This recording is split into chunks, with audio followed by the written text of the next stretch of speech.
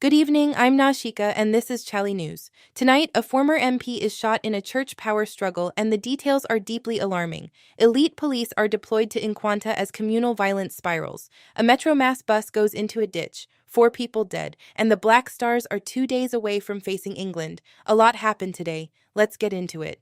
Former Dome Kwabenya MP Adwoa Safo was shot this morning at her brother's residence, about 15 rounds fired at her vehicle. Police have since clarified the bullet grazed her left ear, not her neck as first reported. Her car has been seized for forensic examination. This comes a day after a high court blocked her brother's installation as Christo Asafo mission leader. A church succession dispute, and someone decided guns were the answer. Full breakdown on chale.news. The Nkwanta South situation, the IGP has now sent an elite special operations support team from Accra. That's the signal right there. When local police can no longer contain the violence, you send the heavy unit. We've been tracking this crisis all week, and it keeps escalating. Breaking this evening from the Volta Region, a Metro Mass transit bus carrying 28 passengers from Accra to Dambai plunged into a ditch on the Peki stretch. 4 people are dead. 2 pregnant women are among the injured. 2 more remain in critical condition. This road keeps taking lives. Ghana Met has the entire country on thunderstorm alert today, and the ground is already saturated. We've had a toddler killed in Cape Coast flooding, 2 deaths in Samraboy, over 1,400 displaced this week alone. If you don't have to be out tonight, please stay in. 7 years. Ahmed Suale's family has waited 7 years for justice. Today, Education Minister Haruna Iddrisu visited them in Wulensi and promised the government will pursue accountability. The visit came a day after chale.news raised questions about whether a suspect's donation to police may have compromised the investigation. Words are not enough, but this is movement.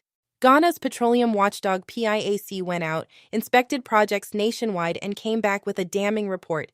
An Agenda 111 hospital in Jasikan, still at foundation level.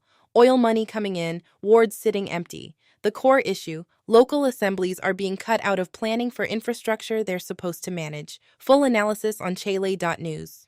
Lawyer Amanda Aquacor Clinton isn't mincing words. She's calling Ghana's collapsing trust in anti-corruption institutions a ticking time bomb for the Mahama government.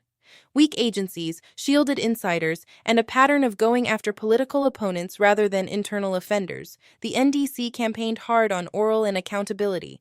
That promise is now being tested in public. In Toronto, at a diaspora event, the Asantehene said something that will get people talking. Otumfuo Osei Tutu II declared he works with whoever Ghanaians elect, and right now he's working with John Mahama. From the traditional ruler of what's long been seen as NPP territory, that's a notable statement.